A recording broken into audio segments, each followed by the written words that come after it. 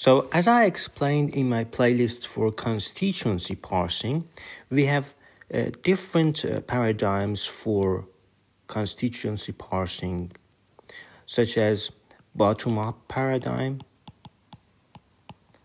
top-down approach, hybrid approach, and so on.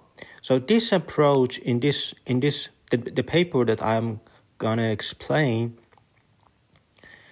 is bottom-up constituency parsing. So this is the first approach, and it uses bottom-up constituency parsing for nested name entity recognition and constituency parsing. So the application can be used for this as well as constituency parsing. So it is jointly learning both of these problems. There are three data sets. The Penn Tree Bank, we use it for the syntactic parsing. It's used for English. Other languages are not as complete as for English. And Genia and English Web Tree Bank and so on. This is an example of CTB sample. And this is example of PTB sample. You see the notation.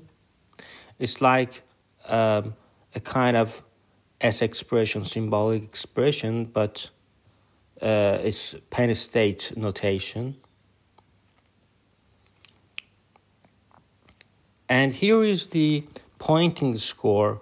Here is the architecture for bottom-up parsing that I have implemented in PyTorch, and it's very easy.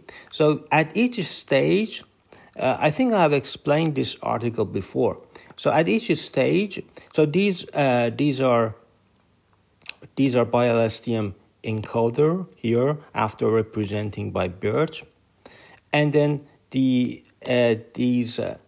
UniLSTM decoder. For the decoder, we just use UniLSTM instead of BiLSTM.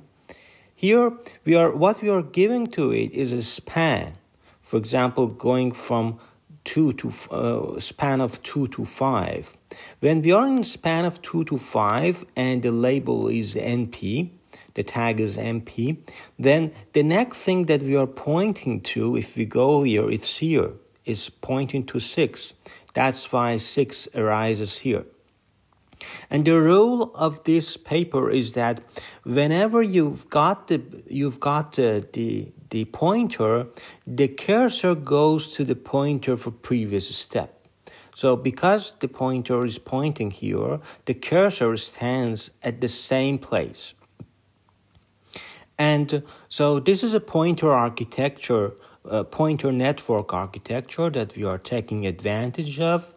And the output has also some labels, VP, PP, and so on. So whenever you create something, it goes here again like any encoder-decoder architecture.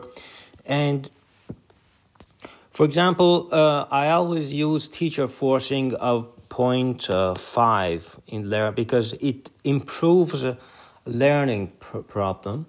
And it makes it learn faster. So this is the representation that first we should assume that we have such a tree bank, but it's very expensive to know all of these breakpoints and these pointing locations in order to create. So crowdsourcing is expensive, as I explained several times, but assume that we know such a tree bank. So, and the score is computed using the idea of Christopher D. Manning in 2017. And this article is inspired by Christopher Manning. And so the score uses the decoder time and the encoder time, so in a bi-affine type connection fashion of joining these decoder time to the encoder to the, for example, here B prime is multi-layer perceptron acting on BI, but D prime is multi-layer perceptron for cursor acting on your decoder layer, and D of T is just the representation for decoder. And we can also take advantage of the labels. As I said, we know the labels as well in the training set, and that's why we can also augment the loss for the label in order to improve our accuracies. So if you just add the loss for pointing and the labeling, then we have the total loss. And this is the total number of labels that we have. And so note that in the pointing loss, we normalize over all boundaries instead of only accessible boundaries, because we find it performs better in our preliminary experiments. So before implementing it, I just review something you should know about PyTorch. For example, in using expand, when you say x.expand, it means that you give x and you expand it into 3 by 4 matrix.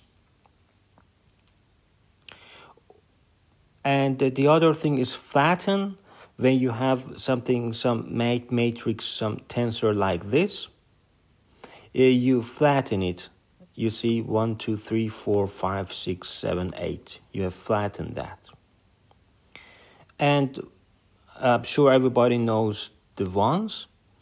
For example, 2 by 3. This is the, it converts to a 2 by 3 matrix, but all entries are 1.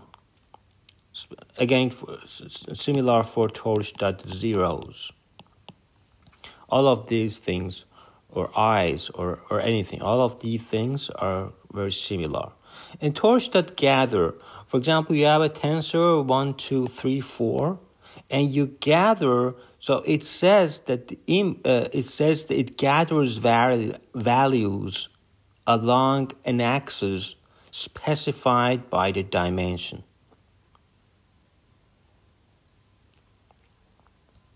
For example, we are gathering along the first dimension. In the dimension, you should be familiar with dimension. In PyTorch, we do everything with dimension.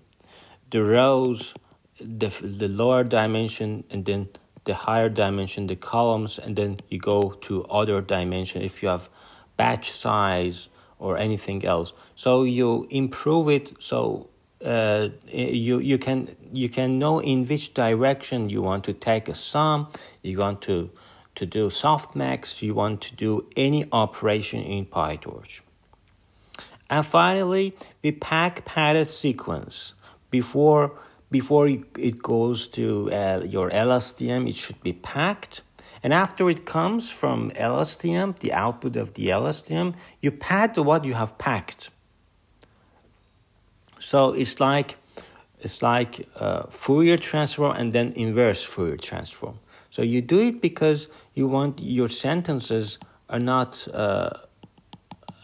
don't have equal length. So you pack some of them in order to create equal size length, equal size sentences that have equal length. And this is the implementation for character LSTM. For example, in the definition, you just see what you need. And in forward layer, you say first you embed it, and then you pack it, and then you do the LSTM on what you have packed, and then finally you concatenate it, and then you embed it. And so the embedder, you could use BERT or you could use anything that you want. For example, if you use BERT, then this uses this transformer embedding. And the forward for the embedding, as I said, you may have part of speech, because you augment part of speech with word. Usually it's a nice fashion to do that. But the length of the vector is already big when you do word to vec. So you add an extra thing, but hopefully there is no problem of cursive dimensionality that much. It depends on how you have solved this problem. And finally, the decoder part, this part. How you implement it? First, you initialize it, like say that you need LSTM. Well, you can also use dropout to have better performance. And then you, in the forward layer, you say that you put it to the RNN, recurrent neural network, which here is Uni-LSTM. And finally, in the pointer net, it combines and orchestrates among different parts of your different components that you have in your model. So in pointer net, we connect all of these different small pieces, these components, and you will see that, for example, you have for the decoder, you use any Uni-LSTM decoder component. We have also several multi-layer perceptrons in different places. And what is important is the bi-affine connection, because now you should know the score to know that to which point you should point out, so that the cursor stays on that in the next time step. So it's a sequential of some layers. First linear layer, the layer norm, and then ReLU activation function, then linear, and finally use cross entropy loss. So this is this one, bi-affine. This is implemented using the idea of Christopher Manning in 2017. It's just bi-affine function in order to create the score.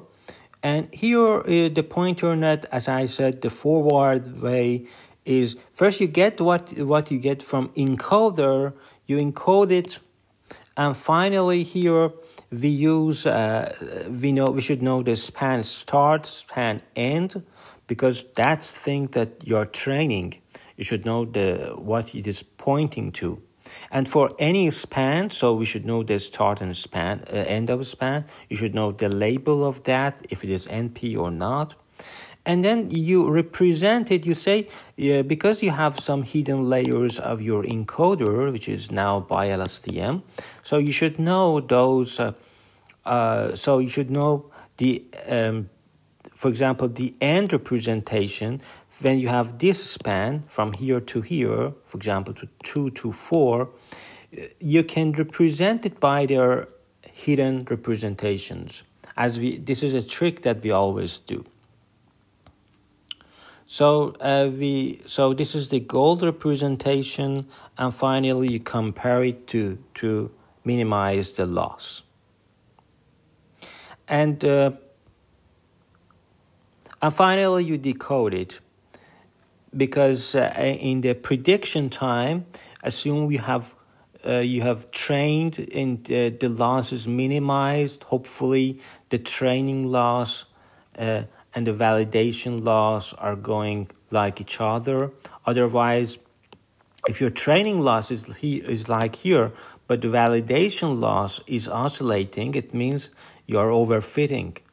Either your model is too complex, or it has not got your model is not expressive enough, or so most of the time it's because your model is overfitting. So try to change the hyperparameters so that you get a very good result like this, which both the training loss and the validation loss are decreasing together. And the decoder start and decoder end, as usual in the inference, is the same as what we did in the training step. And then we use, so here after training, you could either use the greedy approach, which is very easy, just to take the maximum of argmax and that's it. But you could also use very advanced types of beam search. Beam search nowadays has become very complicated. We have many different versions of that. Constrained beam search, inspired by computer vision, and so on. And this is the place that you do you connect them, and of course I have implemented it in much more beautiful way using some packages, some libraries like Hydra. I always use Hydra. I always have a global configuration model, so that, for example, I say in config file, I say, for example, these are the variables of my encoder. Another component I have decoder. Another component I have attention. Another component I have, for example, multi-layer perceptron for pointer, multi-layer perceptron for cursor. I have another. So all of their modules are in just single config file. And so I can control the complexity of my model in just single file. So all of them can be read or tuned or changed, or even in the online fashion, you can run hundreds of different configurations and compare these models, because these models have different hyperparameters. So it's always good practice to have a global config file. So I always implement it like that. So this is the bi-affine scorer that I said Christopher Manning in 2017 very beautifully proposed, and many people are inspired by this beautiful function. And this is the implementation of bi-affine. So this is the bi-affine, but what we are trying to use is this one. So what we are doing is using this notation in order to simplify our multiplication, because this can be complex if you use the ordinary thing. It takes 3 or 4 lines, but using just one line, we have done it. And it's good practice to use these kind of tensor products. And finally, this is the forward. We can implement it different ways.